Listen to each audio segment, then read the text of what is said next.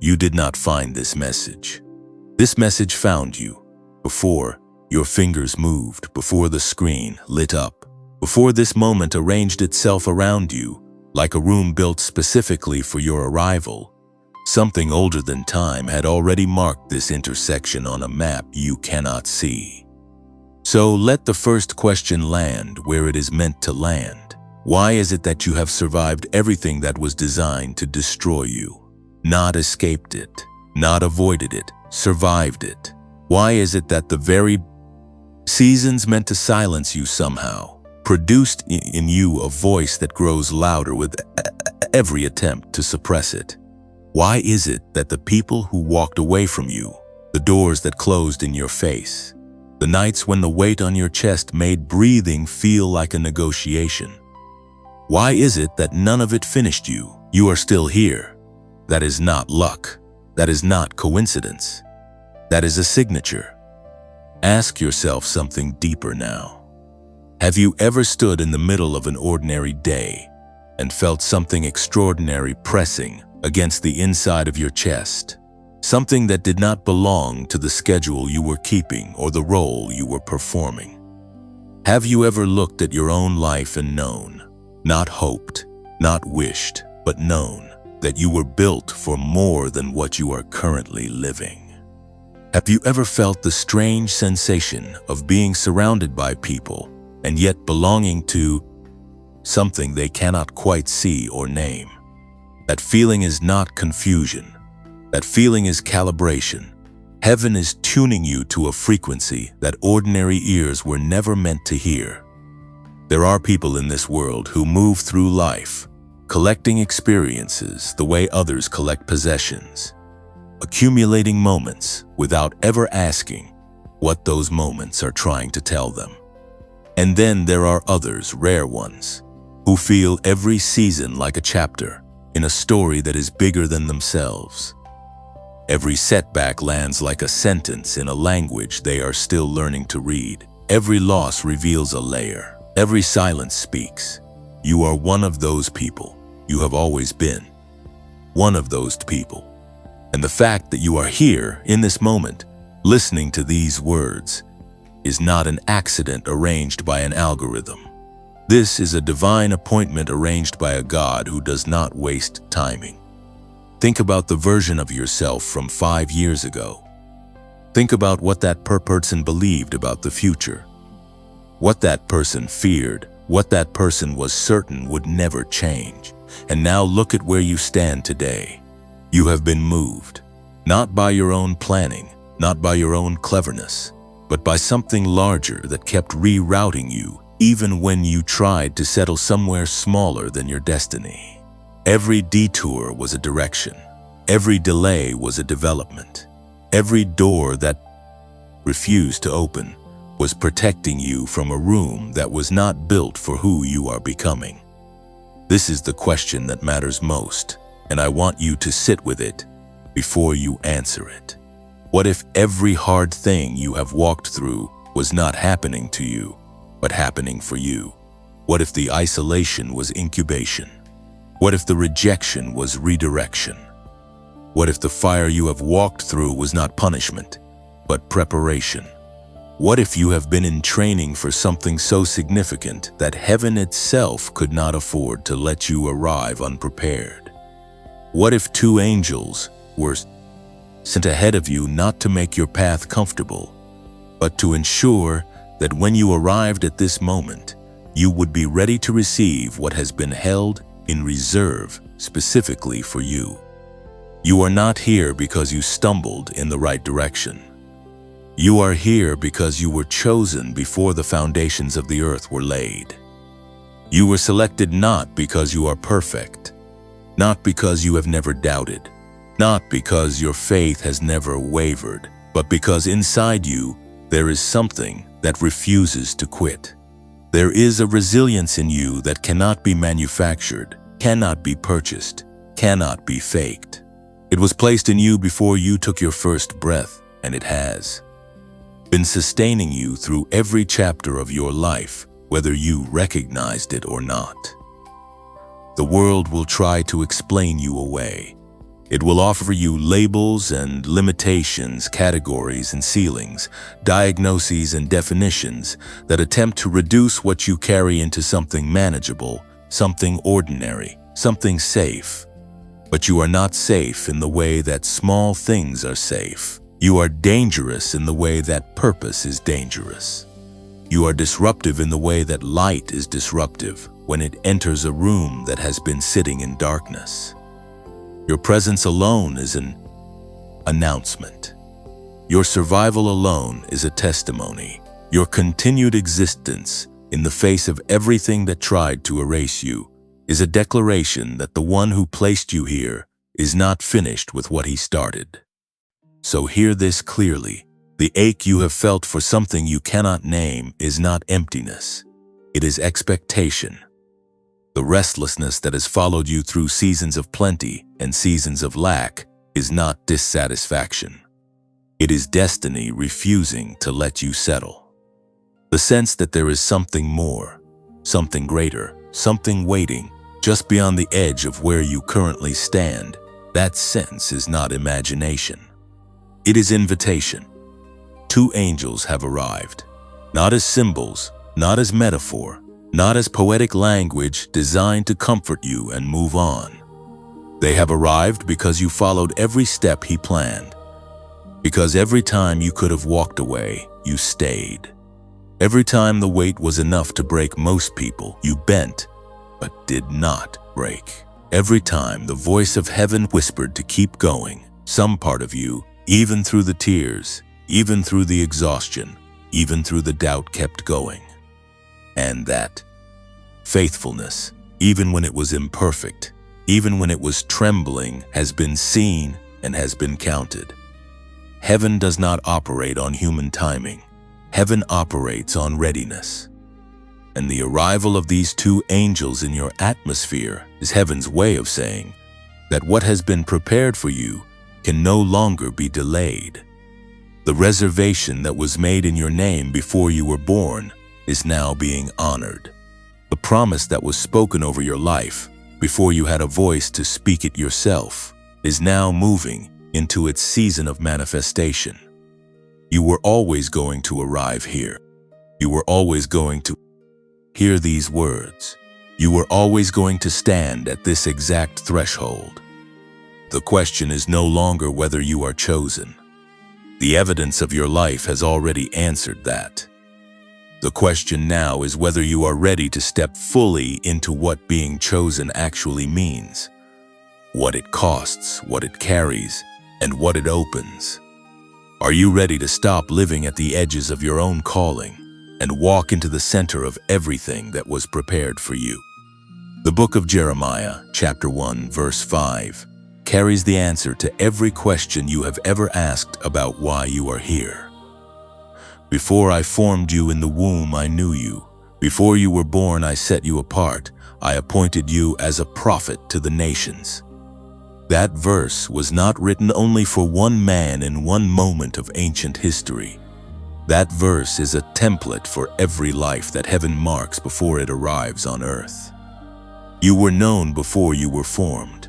You were set apart before you took your first breath. You were appointed before you ever understood what appointment meant. This is not religion. This is revelation. And it is being released over your life right now in this moment. If these words are resonating in a place deeper than thought, if something in you is responding not just with the mind, but with the spirit, then do this one thing. Type 777 in the comments right now. Not as a ritual, not as a superstition, but as a declaration that you receive what heaven is releasing in this moment. 777 is your acknowledgement that you are standing in a divine appointment, that you are not here by accident, and that you are ready to hear everything that follows. Let the numbers be your yes. Let them be the moment you stopped observing this message and started participating in it. Type them now, and let us continue together into everything that has been prepared for you. Because what is coming next will reach even deeper. The weight you have been carrying, the pain you have survived, the silence you have endured. None of it is what you think it is. And in the next moment, heaven is going to show you exactly what it was for. There is a moment that arrives in every chosen life that does not look like a moment of choosing at all. It looks like hiding. It looks like smallness. It looks like a person pressed against the lowest possible version of their circumstances, doing what they can with what little remains, trying not to be seen by the very forces that have already taken so much. And if you have ever lived inside that kind of moment, if you have ever found yourself reduced to survival mode while something inside, you whispered that you were built for something far beyond surviving, then you already understand the man heaven chose to visit on an ordinary threshing floor in a place called Ophrah. His name was Gideon. And the first thing you need to know about Gideon is that he was not hiding because he was weak. He was hiding because he was exhausted. His people had been crushed under the weight of an enemy that swept through their land like a consuming force, stripping their harvests, dismantling their provision, reducing an entire nation to a posture of fear and concealment. Gideon was doing what anyone does when the world outside has become unsafe. He was protecting what little remained. He was threshing wheat in a winepress, underground, out of sight, because the alternative was losing everything to an enemy that had already taken too much. And into that hidden place, into that underground moment of quiet desperation, heaven sent a messenger. The angel of the Lord came and sat under the oak tree, not in a temple, not in a place of religious ceremony, not surrounded by the kind of atmosphere that makes divine encounters feel expected. He came to a winepress. He came to the place where a tired man was doing invisible work just to keep something alive. And when the angel opened his mouth, the words he chose were not words of pity. They were not words of sympathy. They were not even words of comfort in the way we usually understand comfort. The angel looked at Gideon, crouched in his hiding place, worn down by seasons of loss, and said something that must have felt like a collision between two realities. "The Lord is with you, mighty warrior." Read that again and let it land the way it was meant to land. The angel did not say, "The Lord will be with you once you clean yourself up." The angel did not say, "The Lord might consider you if you prove yourself worthy." The angel did not speak to the version of Gideon that Gideon himself could see in that moment. The angel spoke to the version of Gideon that heaven had always seen, the version that existed before the oppression, before the fear, before the hiding, the version that was written in the council of eternity before Gideon's mother ever held him in her arms. The angel called him mighty warrior while he was still crouching, while the wheat dust was still on his hands, while the winepress walls were still surrounding him. Heaven did not wait for Gideon to perform his way into an identity. Heaven declared his identity over him in the middle of his most concealed and diminished moment. And here is what that means for you. The season you have just come through, the one that pressed you down, the one that hid you from the world, the one that made you feel like you were operating so far below your potential that the distance between where you were and where you were meant to be seemed impossible to cross. That season was not evidence that heaven had forgotten you. That season was the winepress. And the fact that you are still in it, or just emerging from it, is not a sign of failure, boo. It is a sign that the angel has already sat down under the oak tree. It is a sign that the declaration is already being formed over your life. The words that heaven is speaking about you right now do not match the words your circumstances have been speaking. And heaven's words are the ones that carry authority. Gideon's response to the angel is one of the most honest responses in all of Scripture. He did not leap to his feet with sudden confidence. he did not immediately receive the declaration and begin marching toward his destiny. He did what you might do. He asked the hard question. He said, "If the Lord is with us, why has all this happened to us? Where are all the wonders our ancestors told us about? Where is the evidence of the God they described? I have been watching my people suffer. I have been watching the enemy take and take and take. And you come to me now in this winepress and tell me the Lord is with us." That is not faithlessness. That is honesty. That is the kind of raw and unfiltered prayer that heaven actually respects, the kind that does not perform its way through the pain, but names it plainly. And what did heaven do with Gideon's honest confusion? Heaven did not withdraw the declaration.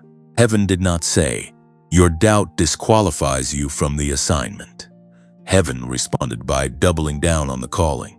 "Go in the strength you have and save Israel out of Midian's hand. Am I not sending you?" Not, "Go in the strength you will eventually develop." Not, "Go when you feel ready." Go in the strength you have, right now, as you are, with everything still unresolved and every question still unanswered. Because this is the pattern of heaven when it chooses someone. It does not wait for that person to arrive at their own sense of readiness. It speaks the assignment before the person feels equipped. It declares the identity before the person can see it clearly. It sends the angel to the winepress instead of waiting for the chosen one to emerge into open ground where the encounter might more appropriate. Heaven meets you where you are, not where you think you should be before it comes. Looking for you. Gideon pressed further. He said, "But Lord, how can I save Israel? My clan is the weakest in Manasseh, and I am the least in my family. The least, the lowest, the one with the fewest credentials, the smallest platform, the most unconvincing resume." And heaven's answer was not a correction of Gideon's self-assessment. Heaven did not say, "No, actually, you are more impressive than you think." Heaven said something far more powerful. "I will be with you." That is the entirety of the equation. Not your strength plus your gifts plus your background plus your credentials equals success. The equation is simply, "I will be with you," and that is enough. Look at your own life through that lens for a moment. Look at the reasons you have told yourself that you are not ready, not qualified, not positioned correctly, not resourced sufficiently, not connected to the right people, not carrying enough of whatever it is you believe the assignment requires. Now place alongside every one of those reasons the single declaration that silenced Gideon's objections. "I will be with you." Does the math change? It should, because the God who declared Gideon a mighty warrior while he was hiding in a winepress is the same God who sent 2 angels ahead of you into this season. And if heaven has sent angels, heaven has already calculated the outcome.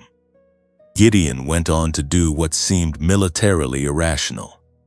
He reduced his army from 32,000 men to 300. He stripped away every safety net that human strategy would have insisted on keeping. He went into the confrontation with torches, jars, and trumpets instead of weapons. And the enemy was routed, not by military superiority, but by the confusion that descended when 300 chosen ones moved in obedience to a strategy that only made sense from heaven's perspective.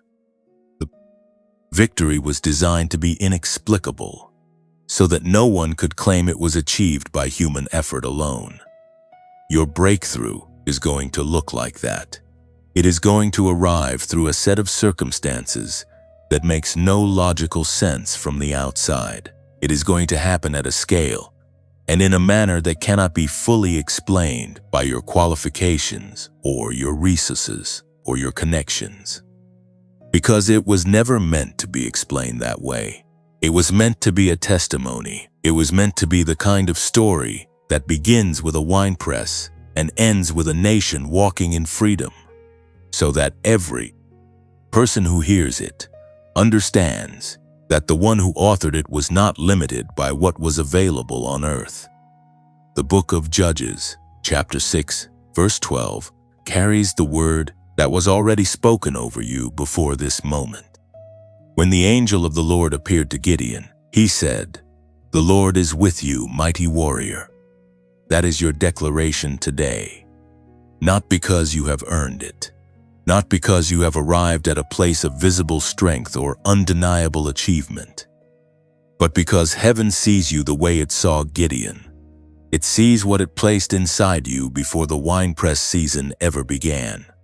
It sees the warrior beneath the exhaustion. It sees the called beneath the crushed. It sees the chosen beneath the circumstances that have tried to define you as something smaller than what you actually are.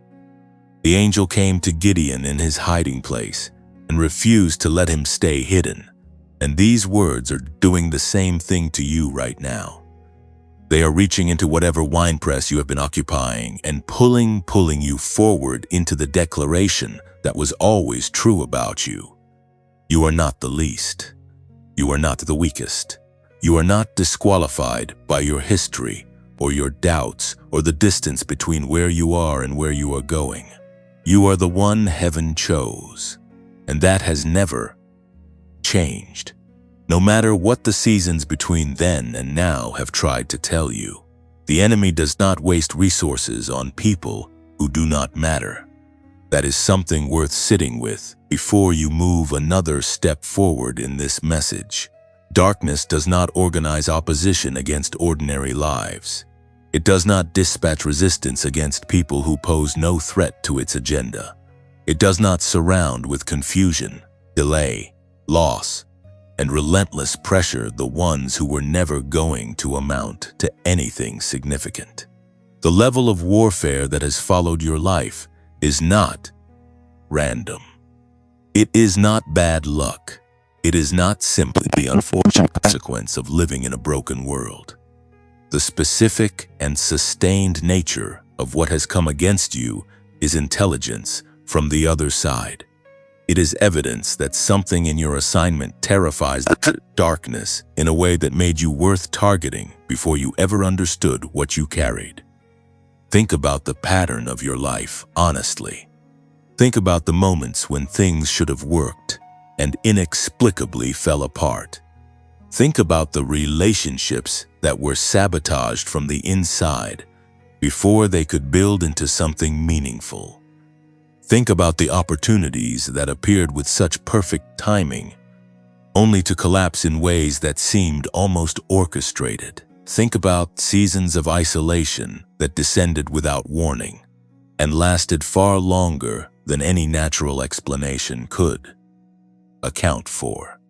Think about the doors that closed not because you lacked qualification, but because something shifted in the atmosphere around you at exactly the wrong moment. Now stop interpreting those experiences as personal failure. Stop reading them as evidence that you are not enough or that the universe is indifferent to your pain. Start reading them for what they actually are. Start reading them as confirmation. Gideon understood this truth in the most visceral possible way. He had watched the Midianites descend on his people's land with the consistency of a plague. Year after year, at harvest time, when everything that had been planted and tended and hoped over was finally ready to be gathered, the enemy came. Not once, not twice. 7 years of consecutive devastation. 7 years of watching provision become plunder. 7 years of the same cycle repeating with a precision that went beyond coincidence. And Gideon, threshing in his winepress, hiding his small harvest from eyes that wanted to take it, was not simply dealing with political oppression. He was living inside a spiritual pattern designed to exhaust his people into a posture of permanent defeat, to make them forget what freedom felt like, to make them begin to believe that this diminished existence was simply the way things were and always would be. The enemy is not creative, it is relentless. And its primary strategy against chosen ones is not a single dramatic blow, but a sustained campaign of erosion. It chips away at your sense of identity. It whispers into your exhaustion that the promises you believed in your better seasons were naive. It uses time as a weapon, stretching the distance between the declaration and the fulfillment until the space between them fills with doubt. It uses the people closest to you as instruments of discouragement, not always through malice, but through their own limited vision, their inability to see what heaven has written over your life, their well-meaning counsel that keeps pulling you back towards safety and away from the edge where your calling actually lives. It uses your own mind against you in the quiet hours, replaying every failure, every embarrassment, every moment when you reached and fell short, building a case from your own history that the reaching itself was the mistake. But here is what the enemy cannot do. It cannot change what was written before you were born. It cannot revoke an assignment that was sealed in eternity. It cannot access the frequency on which heaven communicates with the ones it has chosen. It can disrupt your peace. It can delay your progress. It can make the journey longer and lonelier and harder than it needed to be. But it cannot cancel what God confirmed. And the very intensity of its opposition to your life is the loudest possible advertisement of what you carry. When Gideon finally stepped out of the winepress and began to move in the identity heaven had declared over him, the opposition did not shrink. It revealed itself more fully. The Midianites and the Amalekites and all the eastern peoples joined forces and crossed over the Jordan and camped in the valley of Jezreel. The full scale of the enemy's alliance was exposed precisely because one man had said yes to an assignment that heaven handed him in a hiding place. The darkness gathered its forces because it recognized that what had just been activated in Gideon was a threat it could not afford to ignore. And the gathering of opposition is where most chosen ones misread the moment. They look at the increased resistance and conclude that they must have moved in the wrong direction. They interpret the darkness closing in as evidence that the light was not real. But the gathering of the enemy is not a sign that you have made a mistake. It is a sign that you have made a move, and moves matter. Your light does not just illuminate, it exposes. It reveals what was already in the room but could operate comfortably in the dark. When you begin to walk in the fullness of what you were chosen for, when you begin to speak with the authority that heaven placed in you, when you begin to carry yourself as someone who knows their assignment rather than someone who is perpetually apologizing for taking up space, the darkness in every room you enter is disturbed. The comfort that complacency had settled into is disrupted. The systems and structures that depended on your silence are threatened by your voice. The plans that required your absence are dismantled by your presence. You were not designed to fit in. You were designed to shift the atmosphere. And this is where the story of Gideon becomes uncomfortably personal. Because before the victory came the reduction. Before the breakthrough came the stripping away. God told Gideon that his army was too large, too many men, too much reliance on human strength. And so the army was reduced, first from 32,000 to 10,000. Then from 10,000 to 300. 300 men standing against an enemy the scripture describes as thick as locusts, with camels as numerous as the sand on the seashore. By every human calculation available, Gideon was walking into annihilation. By every earthly measure of preparedness and resource and strategic advantage, the situation was impossible. And yet, the victory was total, not partial. Not a narrow escape that required years of recovery, total. The enemy was routed in a single night by the sound of broken jars. by the sight of torches that had been hidden and were suddenly revealed, by the blast of trumpets that split the darkness open and sent confusion cascading through the opposing camp. What looked like weakness was the precise strategy of heaven.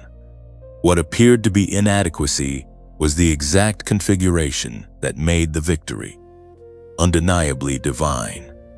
And when it was over, when the dust settled and the numbers were counted, not one person who witnessed it could point to human ingenuity as the explanation.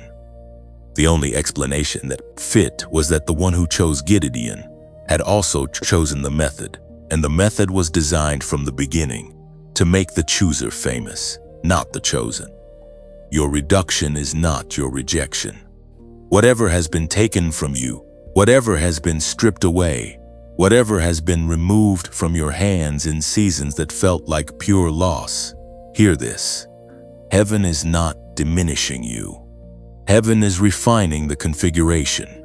It is removing the parts of your strategy that would have allowed you to take credit for what only God can do. It is reducing the army so that when the victory arrives, the testimony is clean. The story will have only one hero, and it will not be you. And that is not an insult to your gifts or your effort. It is the highest possible compliment to your assignment. You are being prepared for a victory so complete, so disproportionate to your visible resources, so obviously beyond what your own hands could have produced, that every person, it will be pointed not to you but through you, to the one who sent you. The opposition you face is not bigger than the one who declared you chosen. The resistance that has pursued your life through every season is not evidence of abandonment. It is evidence of appointment. And the two angels that arrived in your atmosphere did not come unarmed. They came carrying the full authority of the one who sent them.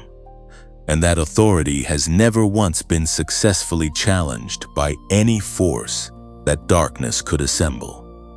The book of Romans, chapter 8, verse 31, speaks directly into this moment.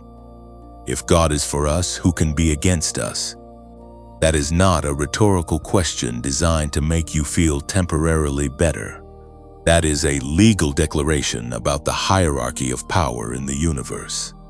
If the one who created everything, the one who knew you before you were formed, the one who sent angels ahead of you into this season, if that one is positioned on your side, then the forces arranged against you are not a match for what is arranged for you. They never were. They never will be. The battle was already decided before it began, in the same way that Gideon's battle was already decided before 300 men ever lifted a trumpet or broke a jar. The outcome was settled in eternity. What is happening now is simply the earth catching up to what heaven already declared. And now, even as these truths about spiritual opposition and divine protection are settling into the deeper places of who you are, something else is being revealed.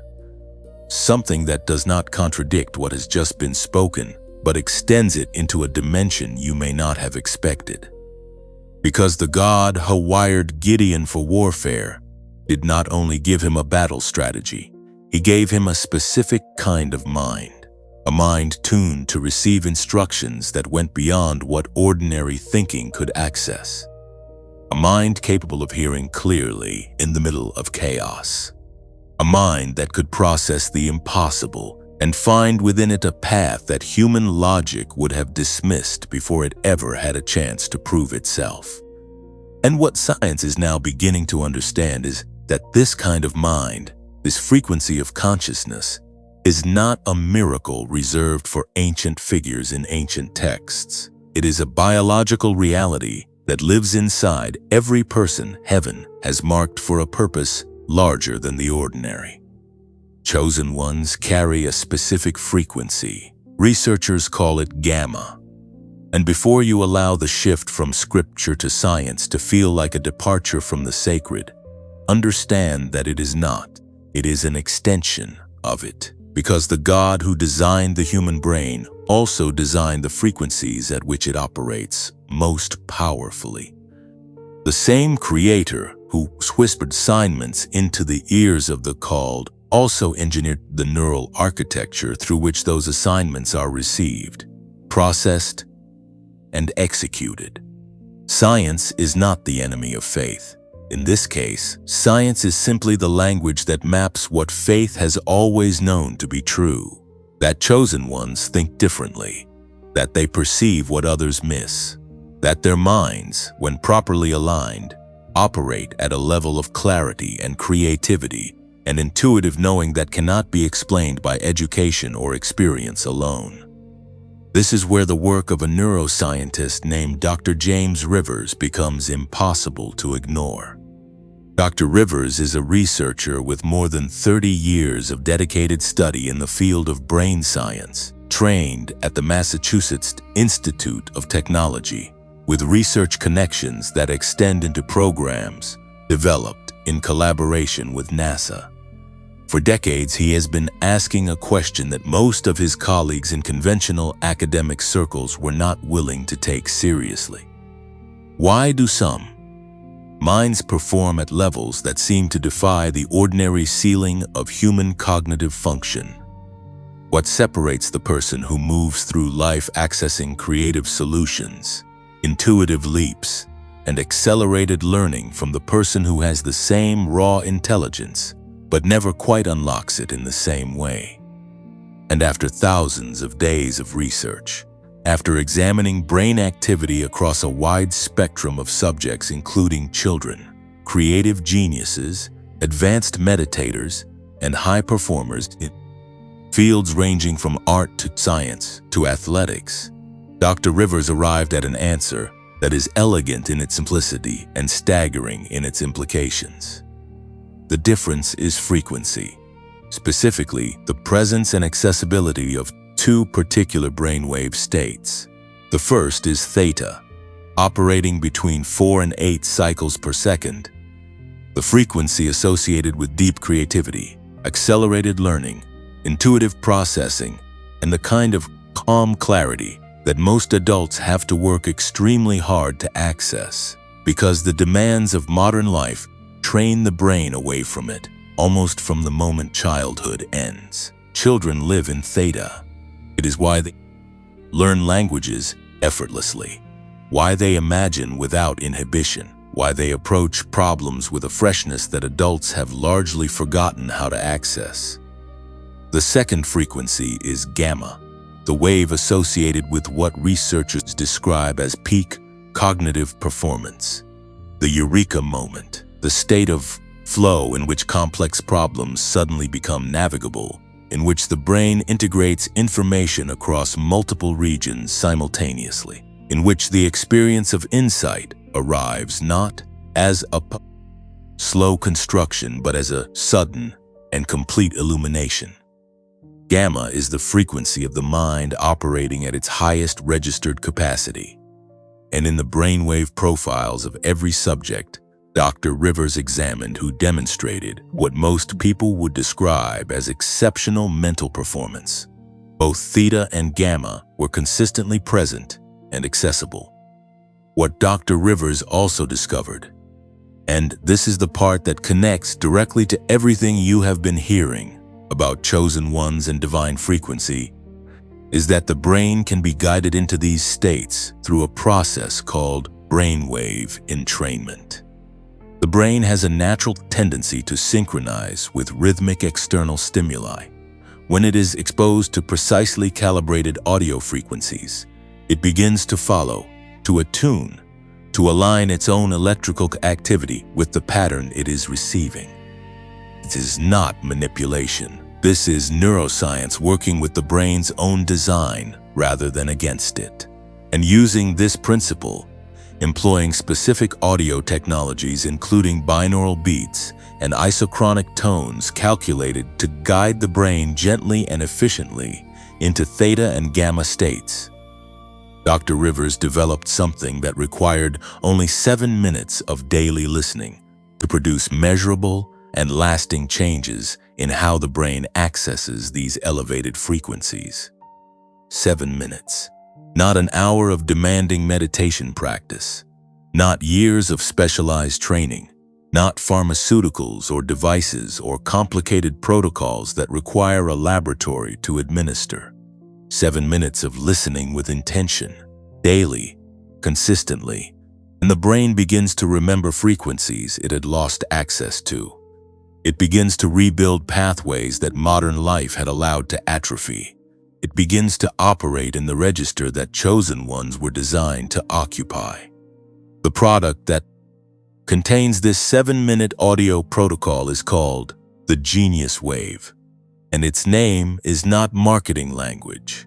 It is an accurate description of what it does. It activates the wave pattern of the genius mind, the mind that was always yours by design, but that the noise and speed and pressure of ordinary life had been drowning out. Now listen to what happened to real people who began using the Genius Wave with consistency and commitment. A woman who described herself as having felt mentally foggy for years. A teacher in her mid-40s who had watched her ability to think creatively and recall information decline to the point where she was questioning whether she was still effective in her calling, began using the 7-minute audio every morning before her day started. Within 3 weeks, she reported that her lesson planning had changed completely. That ideas she had not been able to access for years were arriving with a freshness and a speed that surprised her. Within 6 weeks, her students began asking her what had changed. She told them she had started listening to something that helped her brain wake up the way it was supposed to.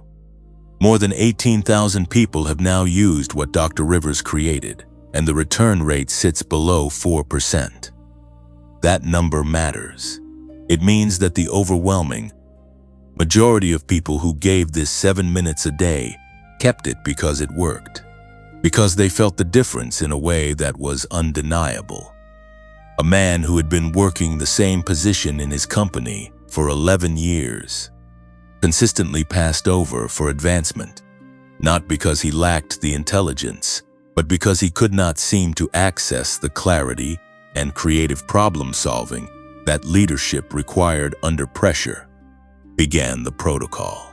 After 30 days, he described his thinking as sharper than it had been at any point in the previous decade. After 60 days, he had proposed a solution to a recurring operational problem that his team had been unable to crack for 2 years. 6 months after he began listening, he was promoted into a role he had stopped believing was possible for him. These are not extraordinary people who had extraordinary advantages. These are people like you, chosen ones who simply needed the right tool to unlock what was already placed inside them. Now, before the practical details of how to access this are shared, something needs to be acknowledged honestly and without apology. The thought that is sitting in the mind of some of you right now: $39 is not nothing, especially when you have been in a season of financial pressure, especially when every discretionary dollar carries the weight of a decision, especially when you have spent money before on things that promised transformation and delivered disappointment. That thought is valid. That hesitation is not weakness. It is wisdom shaped by experience, and it deserves to be honored rather than dismissed. So honor it for a moment, sit with it, and then consider this. The Genius Wave is normally priced at $49. Through the link in the pinned comment and the description below this video, it is available today for $39, and it comes with a 90-day money-back guarantee that is unconditional. 90 days. More than 12 weeks to use it, to feel the difference, to watch what happens when your brain begins operating at the frequency it was designed to reach. And if at the end of those 90 days, you do not feel that it has been worth every cent, you receive a full refund with no questions asked and no complicated process to navigate. The risk is not yours to carry. The only thing you have to lose by trying it is the fog. One more thing that matters. There are imitation products circulating that use similar language and make similar claims. Do not be deceived by them. The only source for the authentic Genius Wave protocol, developed by Dr. James Rivers, is the single link that appears in the pinned comment and in the description below this video. Purchase only through that link. Your protection and your results depend on accessing the genuine protocol, not a copy designed to capitalize on your desire for something real. This offer is time limited. The price of $39 and the terms attached to it will not remain available indefinitely. If these words have landed in a place that feels like more than coincidence, do not let the moment pass without acting on what heaven has placed in front of you today. What was just placed in front of you was not a detour from the sacred, it was an extension of it. The same God who fashioned Gideon's mind to receive strategy that confounded an army did not stop designing minds when the ancient world gave way to the modern one. He is still in the business of equipping the chosen with tools that match the moment they were born into. And the moment you were born into is one that requires not only spiritual clarity, but mental sharpness, not only faith but focus, not only a willing heart, but a mind that can hold the weight of what heaven is releasing without collapsing under the pressure of processing it. So, let what was shared settle where it needs to set, and now let this continue to move forward into the territory that was always the deeper destination of this message. Because there is something about the life of Gideon that most people who know the story remember incorrectly. They remember the victory. They remember the 300. They remember the torches and the jars and the trumpets and the routing of the enemy in a single night. But they skip past the part of the story that made all of that possible. They skip past the wilderness seasons, the years before the angel came to the winepress, the long, unwitnessed period of time during which Gideon was not leading anyone, not performing any visible act of courage or faith, not demonstrating any of the qualities that would eventually make his name remembered across thousands of years of human history. He was simply enduring. He was simply surviving. He was doing the invisible work of a person who had not yet received their assignment, but whose character was being formed in the hidden place with a thoroughness that the public stage could never have produced. And this is the part of your story that you must learn to read differently. The waiting is not passive. The silence is not absence. The seasons in which nothing visible is happening are frequently the seasons in which everything essential is being developed. There is a work that God does in the interior of a chosen life that cannot be rushed, cannot be manufactured by activity, cannot be accelerated by ambition alone. It requires stillness. It requires the kind of sustained surrender that does not come naturally to people who carry a sense of destiny, because the very awareness of being chosen for something significant creates a pressure to move, to produce, to demonstrate, to justify the belief that something great is coming by generating evidence of it right now. But heaven does not respond to that pressure. Heaven works on a timetable that is calibrated not by urgency, but by readiness. Think about the word Selah. It appears throughout the Psalms, that ancient collection of prayers and songs and cries from the human heart toward the divine. Scholars have debated its precise meaning for centuries, but the most widely accepted understanding is that it is a musical instruction, a pause, a moment in the middle of the song where the musician stops playing, and the listener is invited to sit with what was just heard, not to analyze it immediately, not to formulate a response, not to move to the next verse before the resonance of the current one has fully settled into the body. Simply to pause, simply to receive, simply to let the weight of what was just spoken do its work in the silence that follows it. Your life has Selah seasons, and the mistake that most chosen ones make is interpreting those pauses as problems. They look at the silence and hear absence. They feel the stillness and read it as stagnation. They experience the reduction of visible activity and conclude that the song has ended, that the story has been abandoned, that the promises that were spoken over their life in seasons of greater momentum have somehow expired during the quiet stretch they are currently enduring. But the Selah is not the end of the song. The Selah is the moment between movements that allows the full depth of what was just played to be absorbed before the next movement begins. And the next movement, in every chosen life that has learned to honor the pause, always arrives with more power than the one that preceded it. Gideon did not rush into his assignment. He questioned it, tested it, asked for confirmation in the form of a fleece laid on a threshing floor, wet when the ground was dry, dry when the ground was wet. He asked not once, but twice for the sign to be repeated in reverse. And here is the part of that exchange that is rarely emphasized. God did not rebuke him for asking. God did not say, "Your doubt has disqualified you. Your need for confirmation has revealed a deficiency of faith that removes you from consideration." God simply answered the request, both times. He met Gideon in the uncertainty, provided the confirmation that was asked for, and then said, "Now go." The patience of heaven with the hesitation of its chosen ones is one of the most consistently underappreciated themes in all of Scripture. Heaven is not frustrated by your questions. Heaven is not withdrawing because you needed more time to be sure.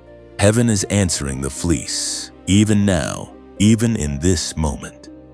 The stillness you have been living inside is not empty. It is full of preparation that your eyes cannot yet see. The quietness of this season is not the silence of a God who has moved on. It is the silence of a craftsman who is doing the most intricate and delicate work on the most important part of the piece, the part that will bear the weight of everything that comes after, the part that cannot be rushed without compromising the integrity of the whole. You are being made ready, not just spiritually, not just emotionally, but in every dimension of your being, including your mind, including the neural pathways through which heaven's instructions will need to travel with speed and clarity when the moment of your activation arrives. This is why the alignment of your mind matters as much as the alignment of your spirit. A chosen one who is spiritually willing but mentally foggy, spiritually open but cognitively cluttered, spiritually ready to receive direction but neurologically unable to process it with the sharpness the assignment requires. That chosen one will feel the frustration of sensing their purpose without being able to fully access it. The connection between what heaven is releasing and what the mind is able to receive is a real and consequential one. And the God who designed both the spirit and the brain did not intend for them to operate in disconnection from each other. He designed them to work together, to be aligned, to function as an integrated whole in which the spiritual and the physical reinforce each other rather than compete. The discipline of stillness, then, is not just about prayer and surrender in the conventional sense. It is about creating the interior conditions in which both the spirit and the mind can receive what is being released. It is about quieting the noise of anxiety and the relentless demand for visible progress long enough to hear what is actually being said in the frequencies that ordinary busyness drowns out. It is about learning to inhabit the pause, not as a victim of delay, but as a steward of preparation. It is about trusting that the Selah is part of the song, that the quiet measure between movements is not wasted time, but sacred time, and that what is being written in you during this stillness will eventually be heard in every room you are assigned to enter. There is a peace that comes from genuinely accepting this. Not the fragile peace that depends on circumstances cooperating. Not the temporary relief of a good day following a hard season, but the deep and settled peace that comes from knowing that the one who gave the assignment is also managing the timeline. The peace that allows you to rest in the winepress without being destroyed by it. The peace that allows you to lay the fleece down and trust that heaven will answer. The peace that allows you to stand still when everything in you wants to run, because you know that the stillness is not surrender to defeat, but surrender to a strategy that is wiser than anything your own urgency could produce. The book of Isaiah, chapter 40, verse 31, carries the word that belongs to this moment. But those who hope in the Lord will renew their strength. They will soar on wings like eagles. They will run and not grow weary. They will walk and not be faint. That renewal is not automatic. It is connected to the hoping, to the waiting, to the deliberate choice to remain tethered to the one who makes the renewal possible, rather than straining forward on your own reserves until they are exhausted. The eagle does not manufacture the thermal current that lifts it. It learns to recognize when the current is present and then opens its wings to receive what the atmosphere is already providing.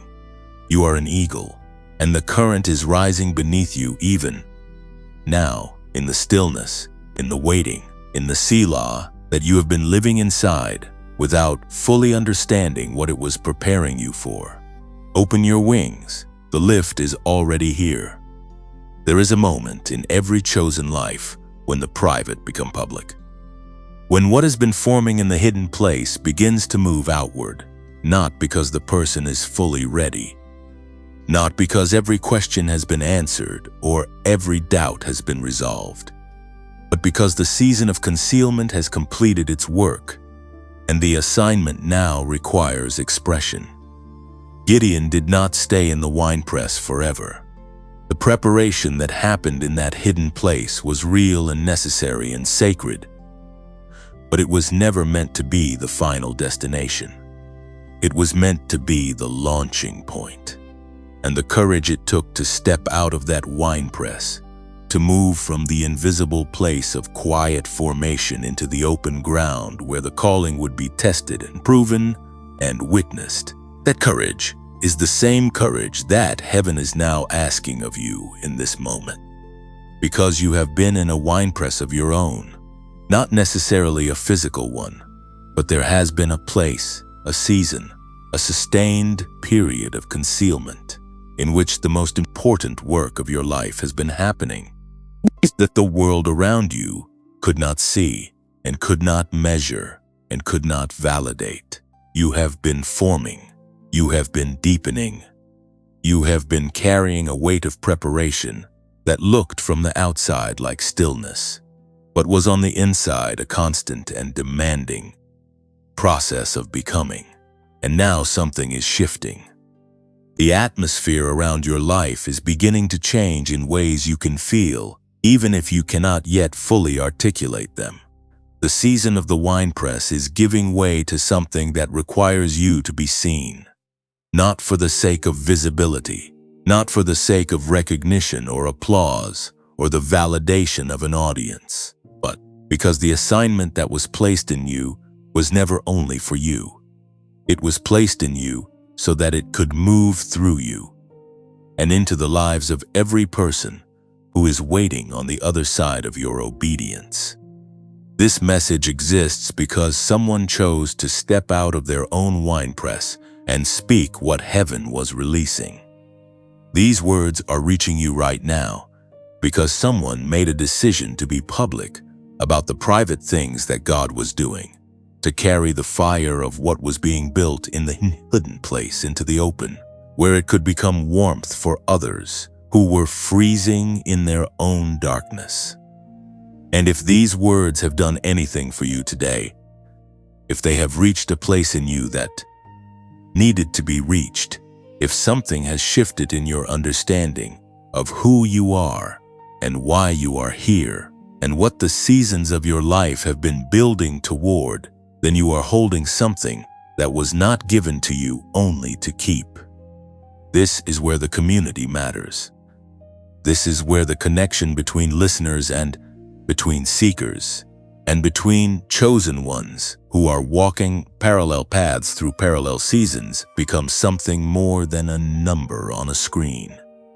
When you press the like button on this video, you are not performing a meaningless digital gesture.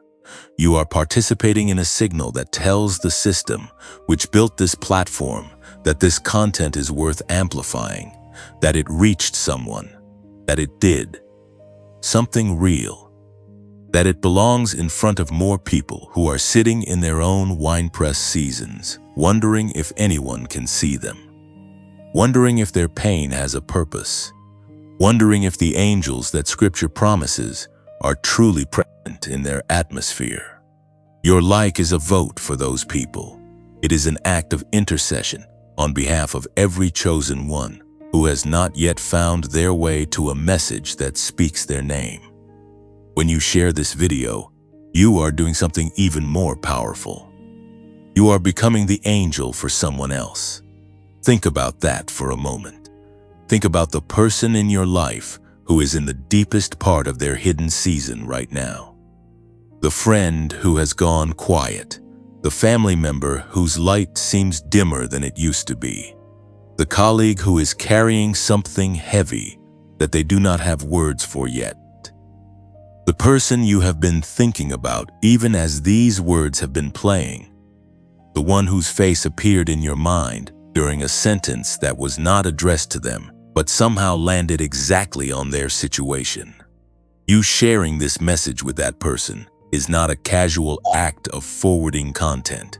It is a deliberate act of love.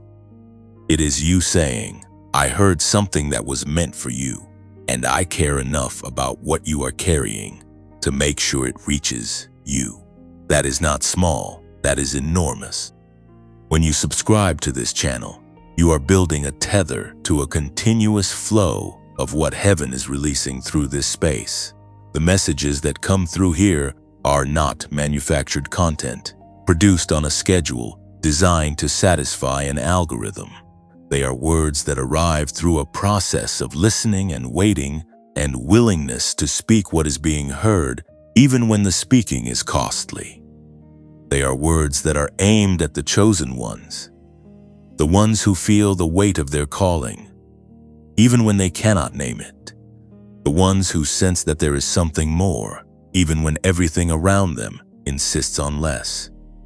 Subscribing ensures that when the next word is released, when the next declaration is spoken over the lives of those who are positioned to receive it, you are in the room. You do not miss what was prepared for the season you are about to enter, simply because the notification never reached you. Subscribe now if you have not already, and make sure the bell is activated, so that the next message finds you the moment it arrives. And then there is the matter of what this space costs to maintain. The work of preparing these messages, of creating the environment in which these words can be spoken and heard and received, of ensuring that the quality of what is delivered through this channel reflects the seriousness of what is being spoken about. That work requires resources, not to fund a luxury, not to build a platform for its own sake, but to sustain the infrastructure through which chosen ones continue to be reached, week after week, season after season, in the particular kind of language that makes something in them recognize itself. If this message has given you something of value today, if it has spoken to a need in you that you did not know how to articulate but felt the moment it was addressed, consider becoming part of the support that makes this work possible. The link for donations is in the description below this video and in the pinned comment. Whatever amount feels right, whatever you are able to offer in this season, It goes directly into the continuation of this ministry. It goes into more messages for chosen ones in more winepress seasons who have not yet heard that the angel is already sitting under the oak tree. There is a reciprocity and generosity that is woven into the fabric of how heaven operates. You cannot give a God who measures and multiplies what is released in faithfulness. What you sow into ground that is producing fruit in the lives of others returns to you through channels that your planning could not have predicted and your strategy could not have engineered. This is not a transaction. This is a kingdom principle, and the chosen ones who understand it do not give out of obligation or out of guilt. They give out of a genuine recognition that what flows through them is meant to keep flowing. That generosity is not a subtraction from what they carry, but an activation of the very frequency that keeps heaven's supply moving in their direction. So take a moment right now, before moving forward into what comes next, and do the things that keep this fire burning for others. Press like, share this with the person whose face came to your mind while you were listening. Subscribe so that the next word reaches you when it arrives. And if you are able and willing, follow the link to support what is happening here.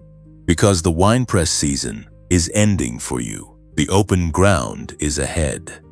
And the chosen ones who step into their public assignment with the posture of a giver rather than the posture of a consumer discover very quickly that heaven's economy operates on a principle that the world's economy cannot explain.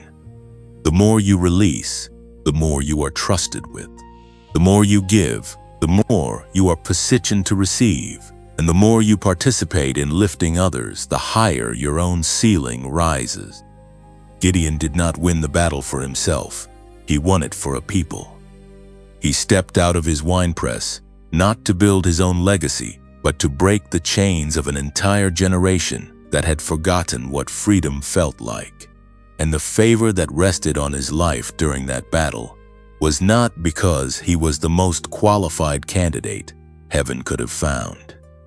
It was because he made himself available, because he stepped out when stepping out was frightening, because he chose the assignment over the safety of the winepress. You are being invited into the same kind of choosing, and every act of generosity, every share, every subscription, every like, every donation is part of your yes. It is part of stepping out of the hidden place and into the open ground where the calling begins to move from the interior of who you are into the exterior of what you do. Let the yes be full. Let it be unafraid. Let it be the beginning of everything that the winepress was preparing you for. There is a cost to being chosen that no one warns you about in the early seasons of your calling. It is not the cost of opposition, though that is real. It is not the cost of sacrifice, though that is real too. It is the cost of separation. The particular and sustained loneliness of carrying something that the people around you cannot yet see, of walking in a direction that makes complete sense from the inside of your assignment, but looks inexplicable from the outside, of loving people deeply, while simultaneously being unable to bring them fully into the territory that heaven is leading you toward. This is the wound that chosen ones rarely speak about publicly, because it does not fit neatly into the language of victory and breakthrough that most spiritual communities are most comfortable celebrating. But it is real, and it is worth naming, because the silence around it has left too many chosen ones believing that the loneliness they feel is a sign that something is wrong with them, rather than a sign that something significant is happening to them. Gideon understood this cost at a level that most retellings of his story do not linger on long enough to honor. When the angel came to the winepress and declared his assignment, Gideon did not immediately have a community of like-minded people cheering him forward. He had a family that worshipped at the altar of Baal. He had a father who had built that altar himself, on land that belonged to their household, in a town that had organized its spiritual life around a false god for long enough that the arrangement felt normal, and the disruption of it would feel like a threat. And one of the first things heaven asked Gideon to do, before he faced any external enemy, before he led any army, before he stood in any open field with a torch in his hand and a trumpet at his lips, was to tear down the altar that his own family had built, to dismantle the structure of false worship that existed within the walls of his own inheritance. In the dark of night, quietly, with 10 of his father's servants, he did it. The town woke up to find their altar gone, and they wanted him dead for it. The men of the town came to Gideon's father and demanded that his son be handed over for execution. Think about the texture of that moment. Gideon had obeyed heaven's first directive, and the immediate result was that his own community wanted him destroyed. The people who should have been celebrating the dismantling of a false altar were enraged by it. The structure that had been keeping them comfortable in their compromise was gone, and they blamed the one who removed it, rather than examining what it had been doing to them. This is what happens when a chosen one begins to move in genuine obedience. The disruption is real. The backlash is real. And it comes not only from obvious enemies, but from familiar faces in familiar places. You have felt this, perhaps not in the dramatic form of a town demanding your execution, but in subtler and in some ways more painful forms. The friend who began to pull back when your conversation started reaching into depths they were not comfortable exploring. The family member who responded to your growth with suspicion rather than celebration, who seemed more at ease with the version of you that was smaller and more predictable than with the version that was beginning to expand into its actual dimensions. The community that welcomed you warmly while you fit within its established boundaries, but grew cool and distant the moment your assignment began to push against those boundaries in ways that their framework could not accommodate. Separation is the signature of a calling that is real enough to be disruptive. The temptation in those moments of separation is to shrink, to pull back the parts of yourself that are causing the discomfort in others, to sand down the edges of your assignment until it fits within the space that the people around you have designated as acceptable, to the fullness of what heaven placed in you for the temporary relief of belonging to a group that you have already outgrown. This temptation is not weakness. It is the most human possible response to the pain of feeling expelled from the warmth of connection. But it is a temptation that must be named for what it is. Because the chosen one who shrinks their assignment to fit the comfort of others does not only diminish themselves, they diminish every person who was waiting on the other side of that assignment for what only they could deliver. Gideon's father did something unexpected in that moment of crisis. When the men of the town came demanding his son's life, Joash stood in the gap. He said, "Are you going to plead Baal's cause? Are you trying to save him? Whoever fights for him shall be put to death by morning. If Baal really is a god, he can defend himself when someone breaks down his altar." It was a pivot born not of theology but of witness. Joash had watched his son act in obedience, and he chose in that moment to stand between his son and the mob. Not because he fully understood the assignment, not because he had received his own divine encounter that clarified everything, but because what he saw in his son's courage was enough to make him choose the side of the one who was moving in faith over the side of the crowd that was moving in fear. There will be people in your life who do this for you. People who do not fully understand where you are going, but who are willing to stand in the gap while you get there. People who may not share your specific calling, but who recognize the quality of your obedience and choose to honor it with their presence and their protection. These people are gifts from heaven wrapped in ordinary packaging.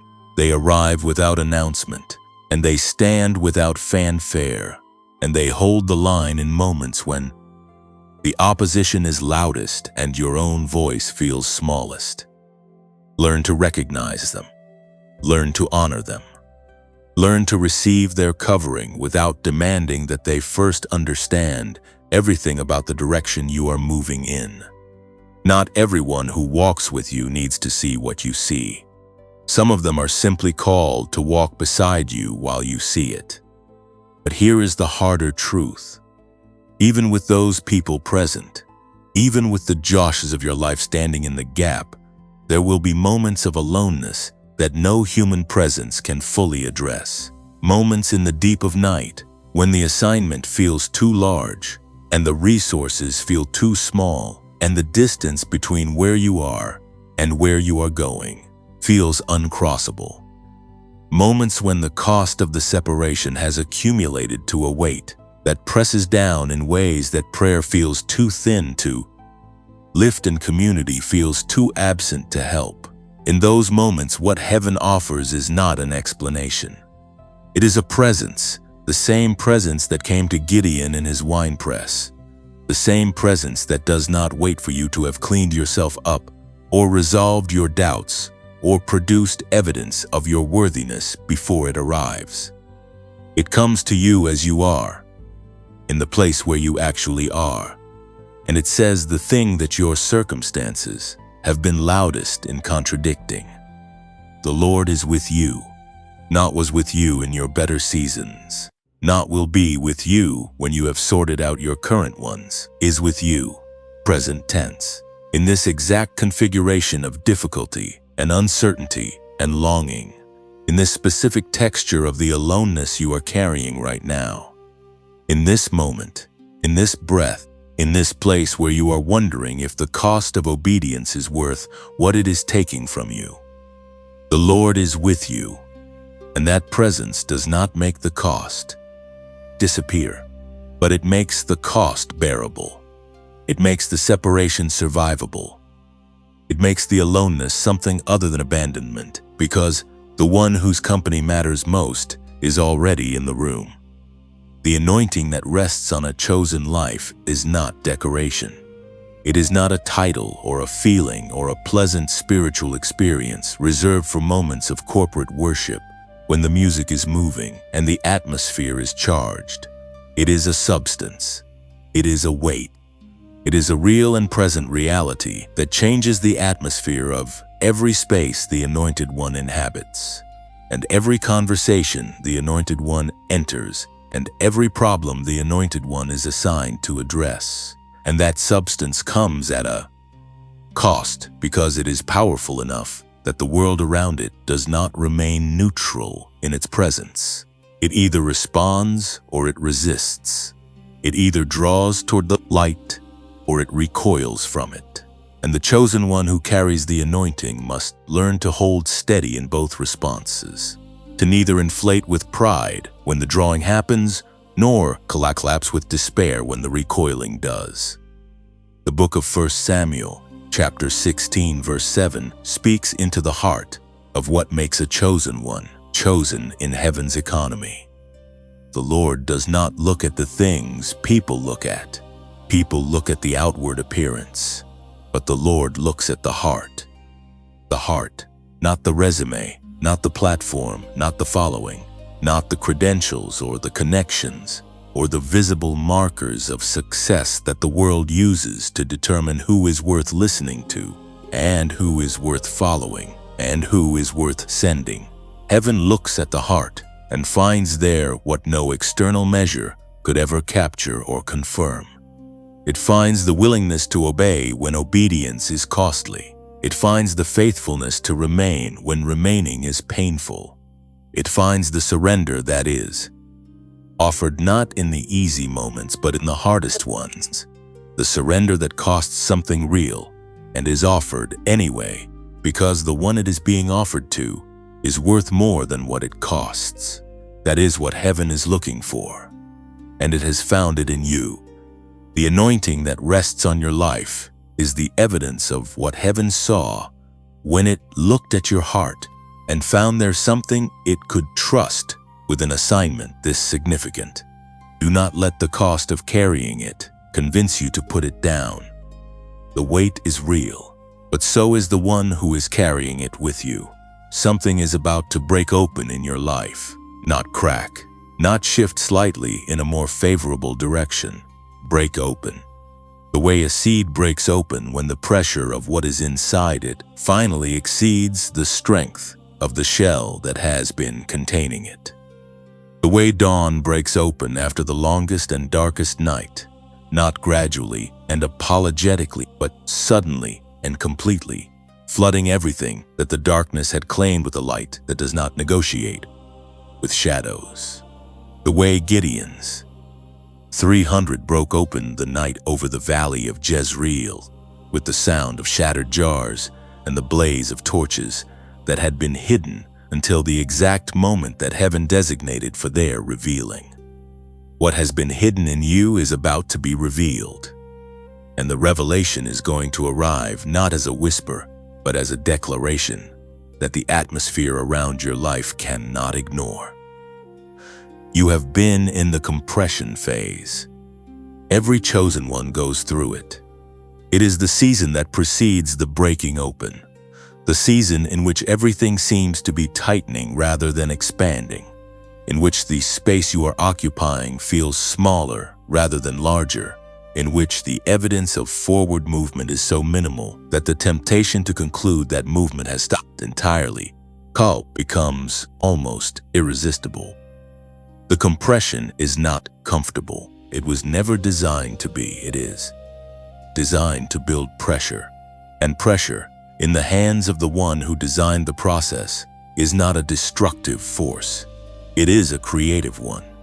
It is the force that transforms carbon into diamond. It is the force that drives water through rock until the rock yields and the water finds its channel. It is the force that was at work in every winepress season of every chosen life that ever preceded a moment of extraordinary breakthrough, and it has been at work in yours. Think about what compression does to sound. When sound is contained in a space that is too small for it, it builds. The vibration intensifies. The frequency increases. The energy that has nowhere to go keeps accumulating until the container can no longer hold what is inside it. And when the release finally comes, it comes with a force that is disproportionate to what the original source seemed capable of producing.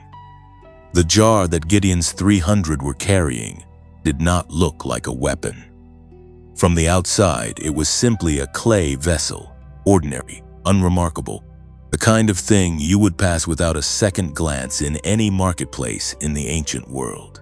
But inside that jar was a torch, a light that had been burning in concealment, building heat, intensifying its glow in the enclosed space, waiting for the moment when the jar would be broken and the light would be released with a force and a suddenness that the darkness surrounding it was completely unprepared for.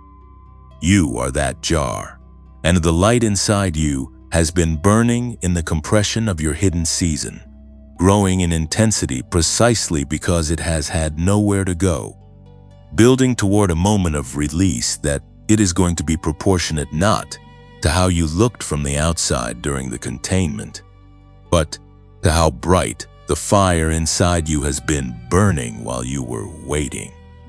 The people who watched you during the winepress season, the ones who assessed your potential based on your visible output during the compression phase, the ones who concluded from the quietness of your exterior that the interior must be similarly quiet, they are going to be the most surprised by what is coming. Because what is coming was never visible from the outside. It was forming in the hidden place where only heaven had access, and it is now ready to be released with a suddenness and a completeness that will rewrite every conclusion that was drawn about you during the season of containment. This is the moment in Gideon's story that most people rush past in their eagerness to get to the victory. The night before the battle, God came to Gideon one more time, and what he said is one of the most tender and honest exchanges in all of the accounts of divine encounter in Scripture. God said, "If you are afraid to attack, go down to the camp with your servant Purah and listen to what they are saying. After you hear it, you will be encouraged to attack." God knew that Gideon was afraid. Heaven saw the fear and did not pretend it was not there, did not rebuke him for it, did not withdraw the assignment, because the one who had received it was carrying it with trembling hands. God met the fear with a gift. He said, "Go listen to what your enemy is saying about you." And when Gideon crept to the edge of the enemy camp in the dark, he heard a soldier describing a dream about a loaf of barley bread that came tumbling into the Midianite camp and struck a tent so that it collapsed. And the soldier's companion interpreted the dream immediately. This can be nothing other than the sword of Gideon, son of Joash the Israelite. God has given the Midianites and the whole camp into his hands.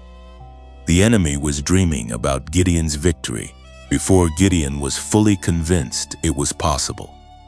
The opposition that had been surrounding his life was already processing the reality of his breakthrough in their sleep, while he was still working up the courage to believe that the breakthrough was real.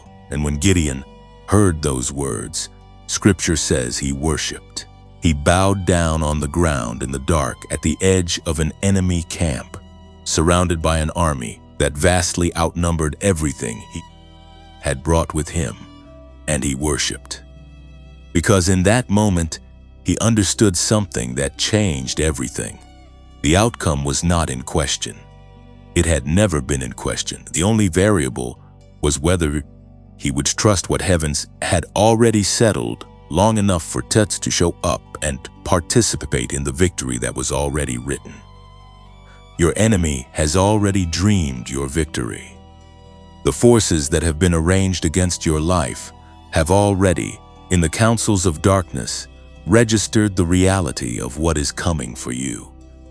They felt the shift in the atmosphere that your activation is producing. They have processed, in whatever way darkness processes such things, the weight of the assignment that is moving through your life right now. And the opposition you have been facing is not evidence that you are losing. It is evidence that the dream of your victory has already reached the other side, and they are afraid of what it means for everything they have built against you. This is the word that belongs to this moment. This is the declaration that heaven is making over your life right now, in this exact season of compression and preparation and trembling and faith.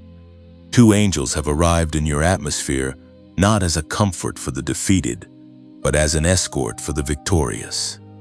Not to help you survive what is coming, but to ensure that you arrive at what has already been prepared. The arrival of these angels is heaven's announcement that the jar is about to be broken, that the torch has been burning long enough in the hidden place, that the trumpet is about to sound, that the night that has been the context of your compression is about to give way to a morning that will redefine everything that the darkness tried to write over your life. When Gideon and his 300 broke their jars and let the light out, they did not fight, they stood. They held their torches and they blew their trumpets and they stood in their positions. And they let the light do what light does when it is suddenly released into a space that has organized itself around darkness.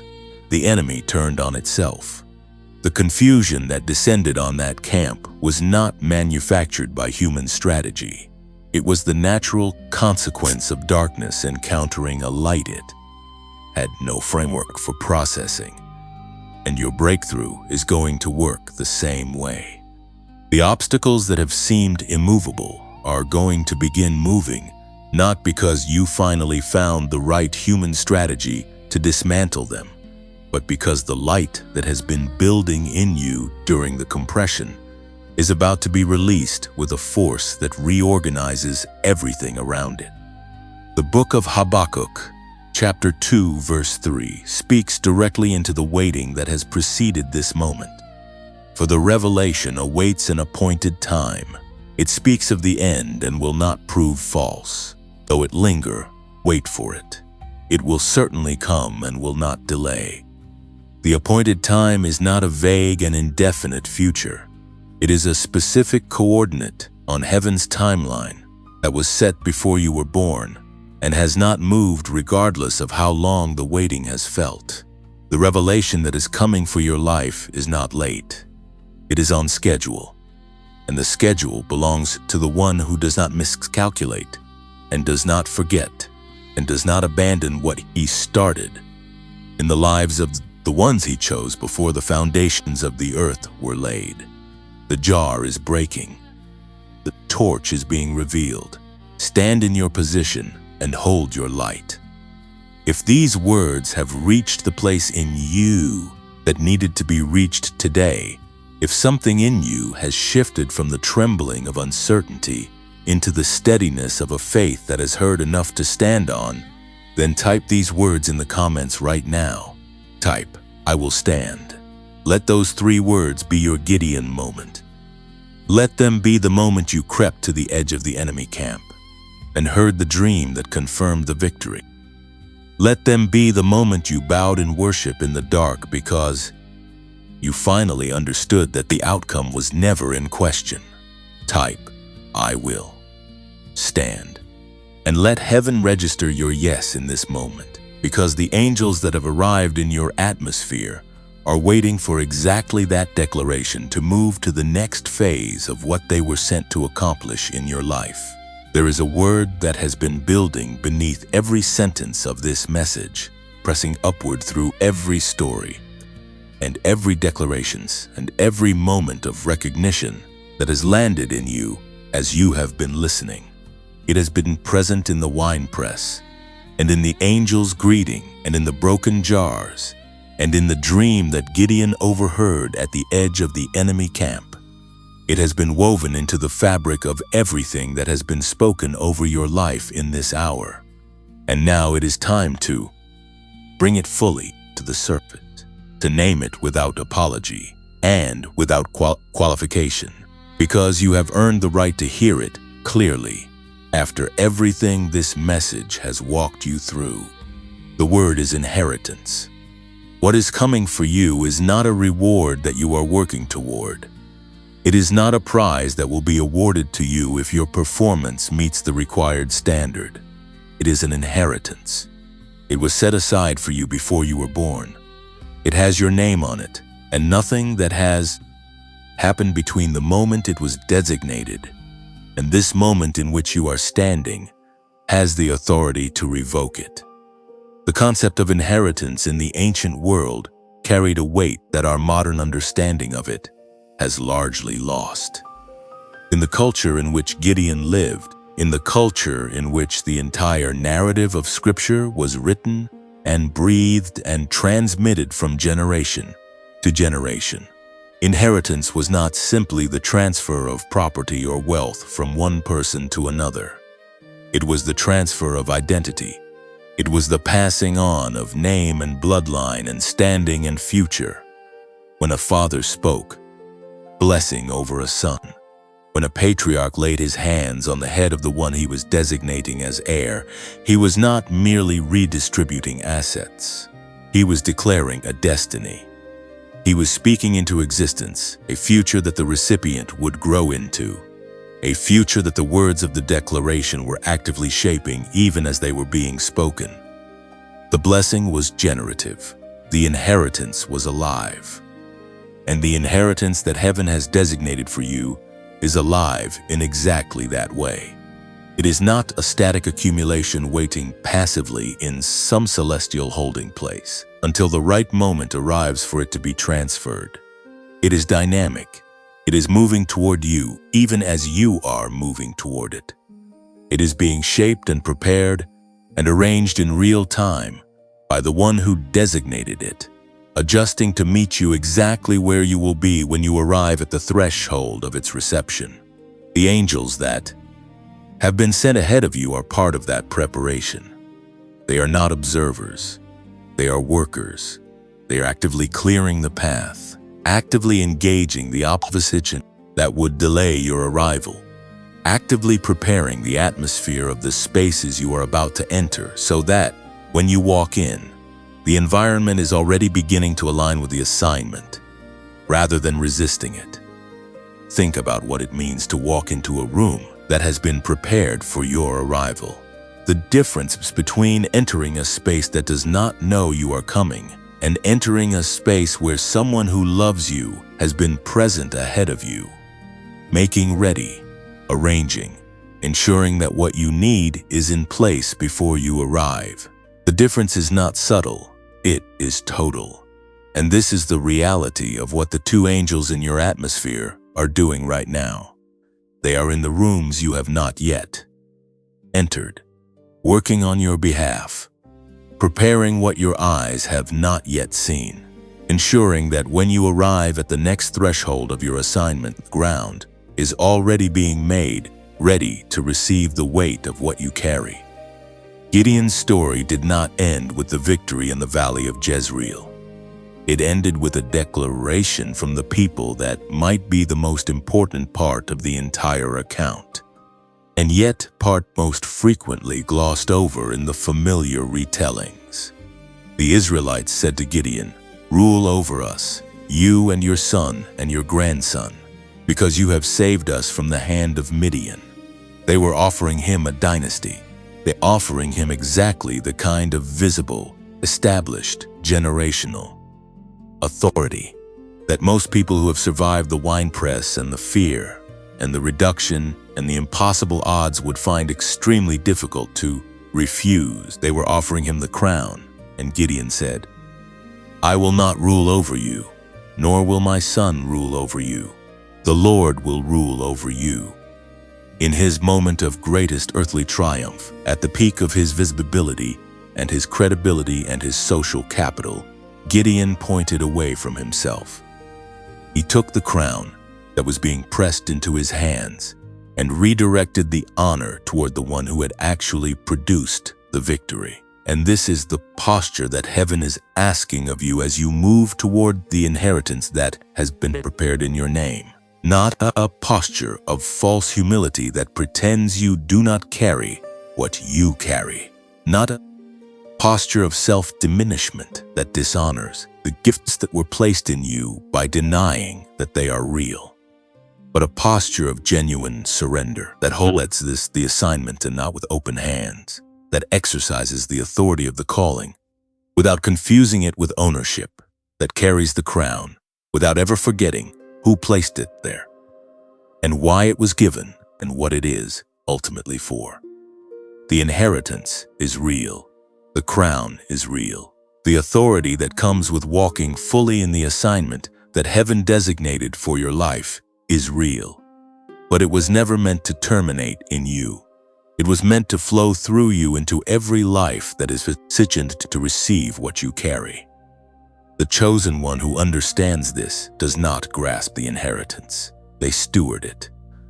They hold it with the same open-handed faithfulness with which it was entrusted to them, knowing that the measure of their stewardship determines the measure of what can continue to flow through their life into the lives of others. And the God who sees that kind of stewardship does not withhold what he has prepared for the one who has demonstrated they can be trusted with it.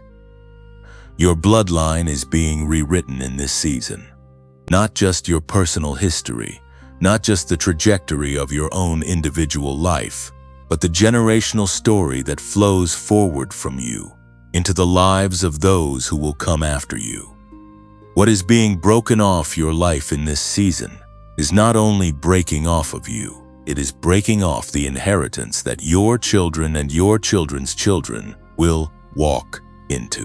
What is being established in your life in this season is not only being established for you. It is being established as a foundation that the next generation will build on. Every step of obedience you take, every act of faith that costs you something real, every moment when you choose the awesome assignment over the safety of the winepress, you are not only writing your own story, you are writing the opening chapter of a story that will continue long after your own chapter has been completed. This is the weight of being chosen. Not just the personal privilege of it, not just the individual breakthrough and blessing and forward movement. The weight of knowing that what you do with what heaven placed in you has consequences that extend far beyond the boundaries of your own lifetime. Gideon freed a generation. His obedience in one night produced 40 years of peace for an entire people. One chosen one, willing to pick up the assignment in spite of the fear, in spite of the inadequacy, in spite of every reason that human logic could assemble for why he was not the right person for this moment, produced a generational shift that outlasted his own life by decades. This is what your obedience is capable of producing, not just your personal breakthrough. A generational shift. A rewriting of the story for everyone who comes after you. The crown that is coming for you is not the end of the journey. It is the beginning of the stewardship. It is the moment when everything that was formed in the hidden place, everything that was built in the winepress, everything that was tested in the compression and the separation and the long seasons of waiting begins to be expressed in its fullness in the open ground, where the assignment was always meant to be completed. And the fullness is going to exceed everything that the winepress season allowed you to imagine. Because what heaven prepares for the chosen ones who remain faithful through the fire for is not a modest upgrade from where they were. It is a transformation so complete that the distance between who they were in the winepress and who they are in the fullness of the assignment is the distance between a seed and the tree that the seed was always encoded to become. Book of Jeremiah, chapter 29, verse 11 speaks the final word over everything that has been built in this message. For I know the plans I have for you, declares the Lord, plans to prosper you and not to harm you, plans to give you hope and a future. Not vague intentions, plans, specific, detailed, lovingly constructed plans that account for everything you have been through and everything you are about to face, and everything that is waiting on the other side of your full surrender to the assignment. Plans that were not disrupted by the winepress, plans that were not canceled by the opposition, plans that were not revised downward by the seasons of reduction and loss and separation that have marked your journey to this point. The plans are intact, the inheritance is intact, the crown is intact, and the two angels that arrived in your atmosphere because you followed every step he planned are now standing at the threshold of everything that was prepared for you. Before your name was ever spoken on this earth, you are not approaching the end of something. You are standing at the beginning of everything, and everything is more than you have yet allowed yourself to believe. You are standing at the threshold now, not approaching it, not circling it from a careful distance, measuring the gap between where you are and where it begins, calculating whether the leap is worth the landing. You are standing directly on it, with the full weight of everything this message has built, pressing forward into the space that opens ahead of you, and what is on the other side of this threshold is not more waiting. It is not another season of compression, or another chapter of concealment, or another round of preparation that extends the distance between the promise and its fulfillment.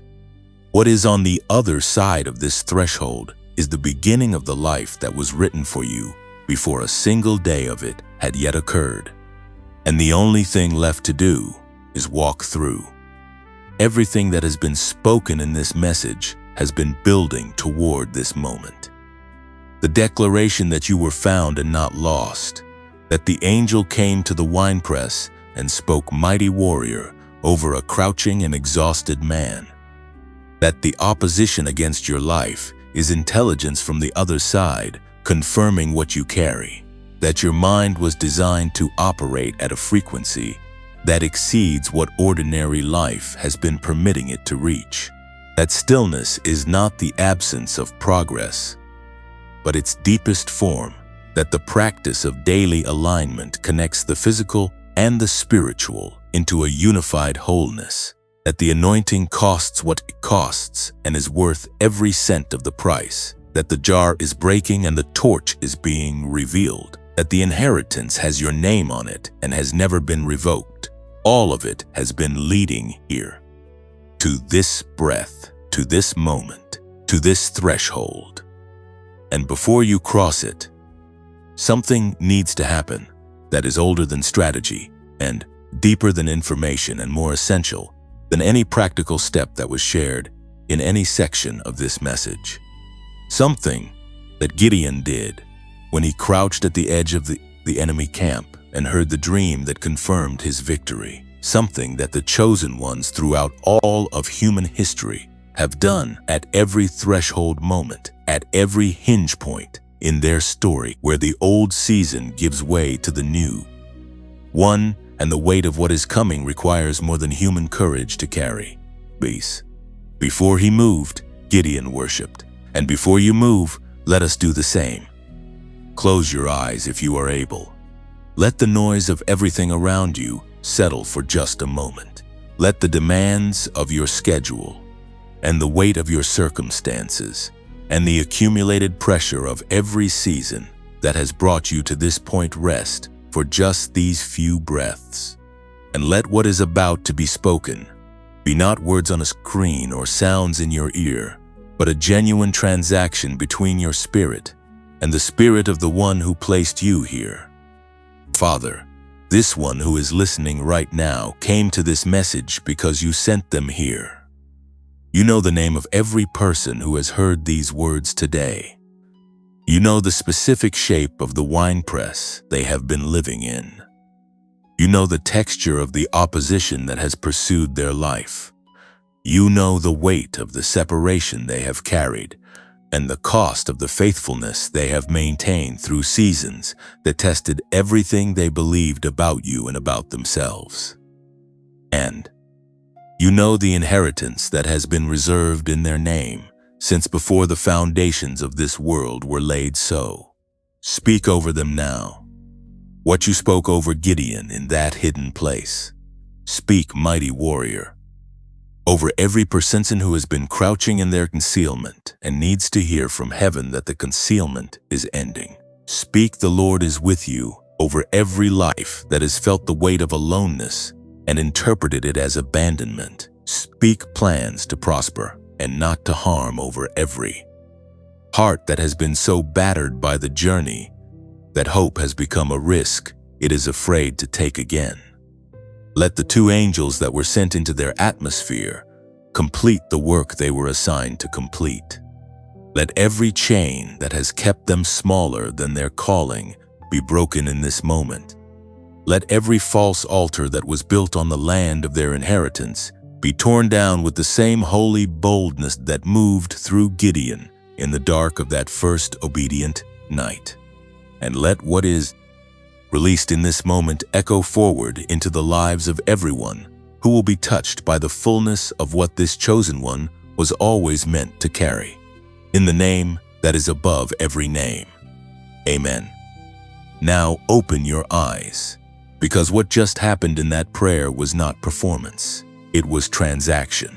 Something moved in the spiritual atmosphere of your life in the moment those words were spoken and you received them. Something shifted in the space between where you have been and where you are going. The threshold is crossed in the spirit before it is crossed in the natural. And what was released in that prayer is now moving ahead of you into every room you are about to enter, into every conversation you are about to have, into every relationship and opportunity and open door that the next season of your life is going to present to you. The two angels that arrived in your atmosphere because you followed every step he planned are not leaving when this message ends. They were not sent for the duration of a video. They were sent for the duration of a season. And the season that their arrival announces is one of restoration and acceleration and generational rewriting, and the kind of favor that does not apologize for its own extravagance. Because it was designed by a God who does not do things halfway. Every year of delay is going to be addressed. Everything that was stolen in the seasons of opposition is going to be returned with the kind of interest that only heaven's economy can calculate. Every relationship that the enemy tried to destroy, every opportunity that was delayed beyond what felt survivable, every dream that was pressed so far down into the compression of the waiting that you almost forgot you had ever carried it, all of it is in the plans. All of it is in the inheritance. All of it is in the scope of what the two angels were sent to clear the way for. You came into this message as a chosen one, who was perhaps not fully convinced of their own choosing. You may have arrived with the weight of a season that had pressed the language of identity out of your daily vocabulary. You may have come with questions that you had stopped expecting to be answered, and wounds that you had stopped expecting to be healed, and promises that you had stored in a place in your heart that you no longer visited very often because the distance between the promise and the evidence had become too painful to keep measuring.